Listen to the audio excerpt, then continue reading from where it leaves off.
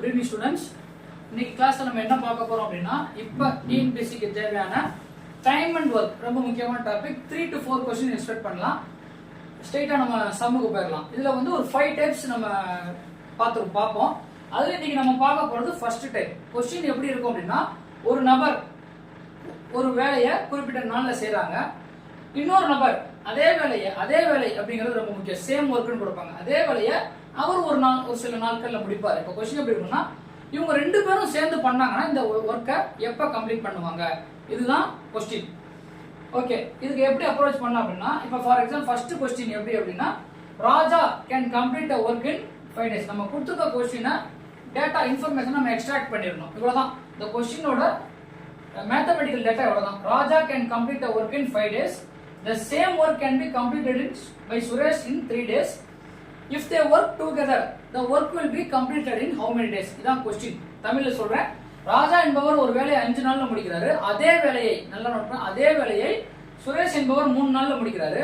இருவரும் சேர்ந்து செய்தால் இந்த வேலையை எத்தனை நாள்ல முடிப்பாங்க? இதான் கொஸ்டின். ஓகே, நம்ம ஆன்சர் பண்றதுக்கு முன்னாடி ஒரு சின்ன லாஜிக். இப்போ ஒரே வேலை அதான் ராஜாங்கிறவர் 5 நாள்ல முடிக்கிறாரு, சுரேஷ் அப்படிங்கிறவர் 3 நாள்ல முடிக்கிறாரு. இதுல யார் பெஸ்ட் ஒர்க்கர்? சுரேஷ். இன்வெர்ஸ் ப்ரொபோர்ஷன்ல பார்க்கணும். கம்மி நாள்ல முடிக்கிறாங்க. கம்மி நாள்ல முடிக்கிறவர் தான் பெஸ்ட் ஒர்க்கர். அப்ப 3 நாள்ல முடிக்கிறாருன்னா அவர் தான் பெஸ்ட், இவர் செகண்ட். ஓகே, இன்னொரு லாஜிக். இப்போ சுரேஷ் என்பவர் தனியா செஞ்சாலே 3 நாள்ல முடிச்சிருவாரு. ஓகேவா? இப்ப சேர்ந்து பண்றாங்கன்னா என்ன அர்த்தம்? தனியா 3 நாள்ல முடிக்கக்கூடிய சுரேஷ்க்கு இன்னொருத்தரோட ஹெல்ப் வந்து சேருது, அடிஷனல் ஆகுது. அப்போ ஒரு ஹெல்ப் கிடைக்கும் போது அவர் ஏற்கனவே 3 நாள்ல முடிக்கக்கூடிய வேலைக்கு ஒரு ஹெல்ப் வருது. ஆன்சர் 3 விட கம்மியா போகுமா 3 விட கூட போகுமா? 3 விட கம்மியா தான் போகும். அதான் இதுல லாஜிக். ஓகே, ஸ்ட்ரெயிட்டா ஷார்ட்கட் பெறலாம். அந்த எல் 1 by இன்வெர்ஸ் பண்ணி 1/5 1/3 அந்த மெத்தட்ல நம்ம போக போறதுல ஃபுல் அண்ட் ஃபுல் ஷார்ட்கட்ல தான் போக போறோம். இந்த மாதிரி 2 நபர் இண்டிவிஜுவலா கொடுத்துட்டு சேர்ந்து பண்ண போற ப்ராப்ளம் வந்துச்சுன்னா அதுக்கு ஷார்ட்கட் வந்து ப்ராடக்ட் பை சம். அவ்வளவுதான். ப்ராடக்ட் பை சம் அப்படின்னா என்ன வேல்யூ கொடுக்குறோம் அதோட ப்ராடக்ட் பை அதோட சம். இதுல நோட் பண்ண வேண்டிய விஷயம்னா, மேல கொடுத்துருக்க ப்ராடக்ட்டை எவாலுவேட் பண்ணாதீங்க. ஃபர்ஸ்ட் ஸ்டெப்ல 5 into 3 னா 15 போட்டுறாதீங்க, கேன்சல் ஆகிற மாதிரி வரும். கீழே இருக்கிற பிளஸ் வேல்யூ எப்பவுமே டினாமினேட்டர் எவ்வளவு வேல்யூ இருந்தாலும் இந்த ஸ்டெப்ல உள்ள கொண்டு வரும்போதே நீங்க எவாலுவேட் பண்ணிருங்க. ஓகே, இப்போ வந்து ஆன்சர் வந்து 15/8. சாய்ஸ்ல இப்படியே கூட இருக்கலாம்.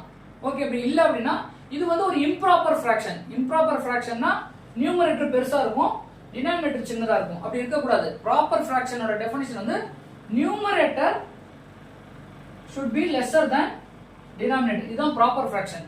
ஓகே, இம்ப்ராப்பர் ஃபிராக்ஷனா இப்போ நம்ம மிக்ஸ்ட் ஃபிராக்ஷனா கன்வெர்ட் பண்ணணும். அதுக்கு என்ன ஸ்டெப்ஸ் அப்படின்னா, டினாமினேட்டர்ல இருக்கிறத டினாமினேட்டர்ல கொண்டு வந்துடணும். 15ல 8 எத்தனை டைம்ஸ் முழுசா வருது? 1 time.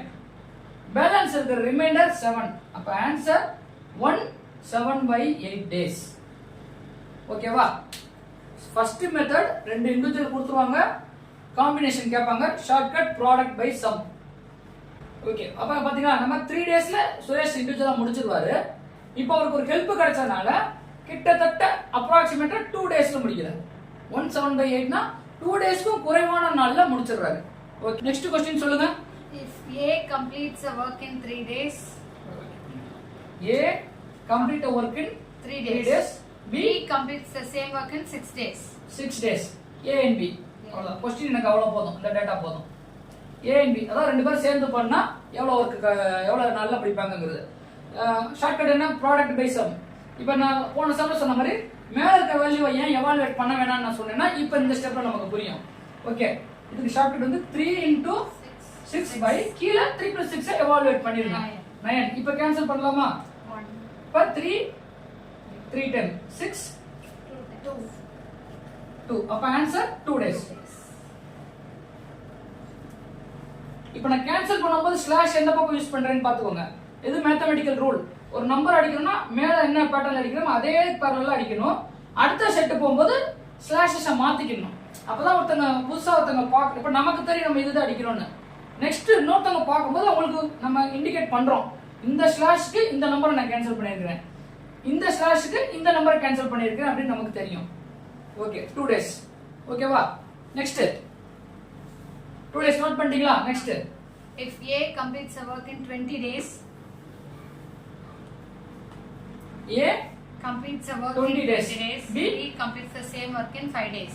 5 days A and B A and B. how much okay இன்னொரு தடவை சொல்லிக்கிறேன் லாஜிக்கா தனியா பண்ணாருனால B அப்படிங்கிறவரு இதுல பெஸ்ட் ஒர்க்கர் கம்மி டேஸ்ல முடிக்கிறாரு அவர் தனியா பண்ணால 5 நாள்ல முடிக்கிறாரு இன்னொருத்தரோட ஹெல்ப் கிடைக்கும் போது கண்டிப்பா 5 டேஸோட ஆன்சர் கீழ வரும் okay product by sum 20 into 5 by 25 அடிச்சோம் அப்படின்னா 5 times இத அடிச்சோம் அப்படின்னா 4 அப்ப ஆன்சர் 4 days 5 ஓட கம்மியா வந்துருச்சா ஓகே அண்டர்ஸ்டாண்டா நம்ம ஸ்பீடா தான் போறோம் என்ன நமக்கு TNPSC group 4 க்கு டைம் இல்ல நெக்ஸ்ட்